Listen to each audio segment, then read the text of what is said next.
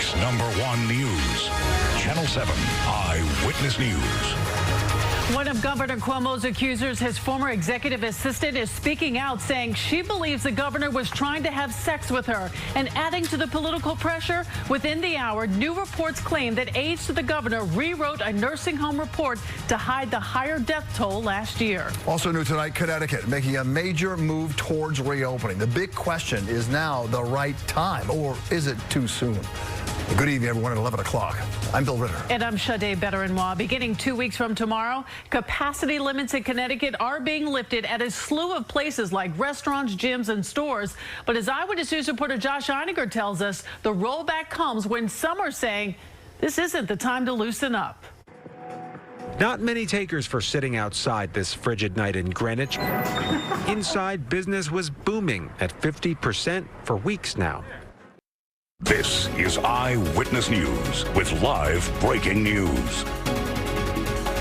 We begin with breaking news at 11 o'clock. A violent multi-car crash caused by a driver fleeing police. LAPD cruisers had started to follow a suspected stolen pickup truck when the driver suddenly took off and at extreme speeds. That fleeing pickup then collided with 3 other vehicles at the intersection of Roscoe and Woodman in Panorama City. The driver took off on foot but was quickly chased down and arrested. A female passenger also taken into custody. Paramedics on the scene were treating several injured people. And this major story, another Capitol Police officer killed just months after the deadly January 6th insurrection. Tonight, we're learning more about that officer and the man behind today's deadly attack. But a motive remains unclear. And Eyewitness News reporter Jory Rand joins us live with new information. Jory? Flags at half staff in our nation's capital yet again, and a U.S. Capitol Police force already. Now on Eyewitness News, the rollout of the United Center vaccine site blasted. Local members of Congress taking issue with FEMA. President Biden's ambitious vaccine plan, Governor Pritzker says he might be able to beat that May 1st date. St. Patrick's Day weekend in Chicago with social distancing. The city ready to bust places that break the rules. The weekend starts off dry, but big changes on the way. The threat of accumulating snow starting Monday. I'll have the details. Plus, beating the odds. The major milestone behind this bell ringing, making Chicago proud. Live from Chicago's #1 news, ABC 7 Eyewitness News at 10 starts right now.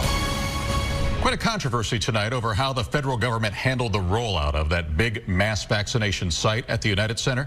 A number of members of Congress are not happy, and they are letting FEMA know about it.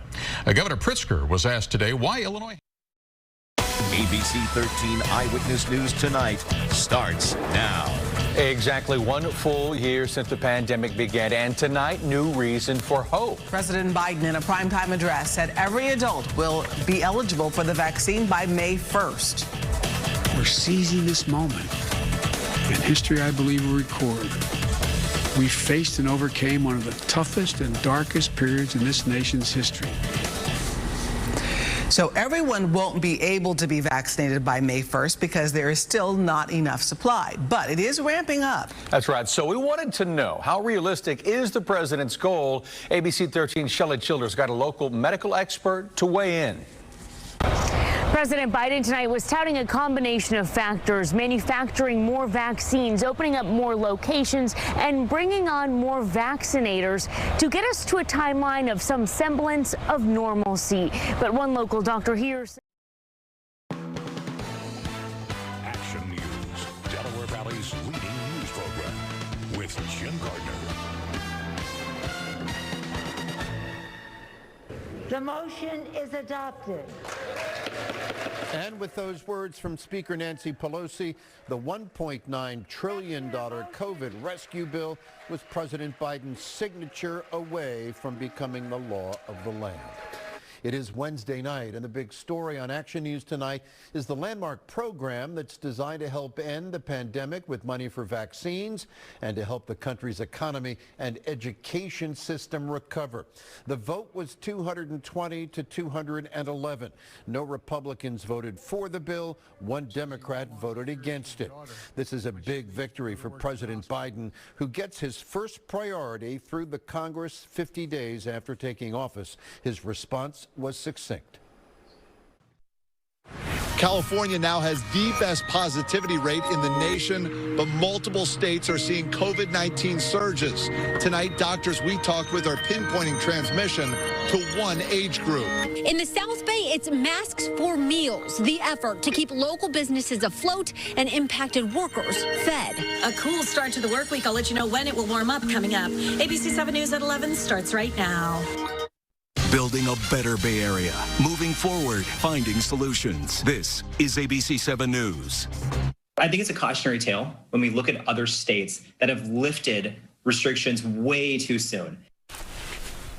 Tonight, California has the lowest COVID-19 positivity rate in the country, but cases are jumping in some parts of the U.S. And doctors are explaining what needs to be done to stop a new surge. Good evening. Thank you for joining us. I'm Dan Ashley. And I'm Ahmed Dates. The effort to prevent a fourth COVID surge may focus on one age group. ABC 30 Action News live at 11 starts now.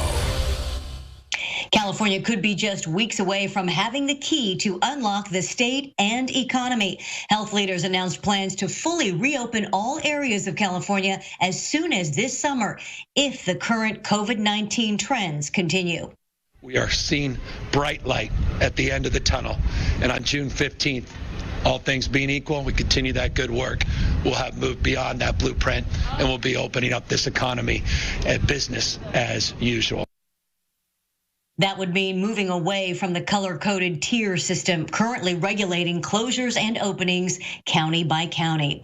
Everyday activities would be allowed through the reopening process, and businesses that were closed during much of the pandemic could open with what the governor calls common sense risk reduction measures. The news comes as the state has administered more than 20 million. See what's happening this instant. ABC 11 Eyewitness News at 11 starts right now. I'm Hubert Davis, and I'm a Tar Heel. And I'm proud, thankful, humbled, appreciative of being your new men's basketball coach. Right now on Eyewitness News, the historic hire at UNC. Hubert Davis tapped to succeed legendary men's basketball coach Roy Williams. Davis becomes the first African-American to lead the program in Chapel Hill. Hi, everyone. Good evening from downtown Raleigh. I'm Steve Daniels. Hubert Davis is no stranger to Carolina fans. He served as an assistant coach under Roy Williams for the past 9 seasons. Davis also played for Dean Smith at UNC from 1988 to 1992 and then went on to play 12 seasons in the NBA. Tonight, we have team coverage of this historic hire. Mark Armstrong leading us off with more on his basketball background and his history with the Tar Heels.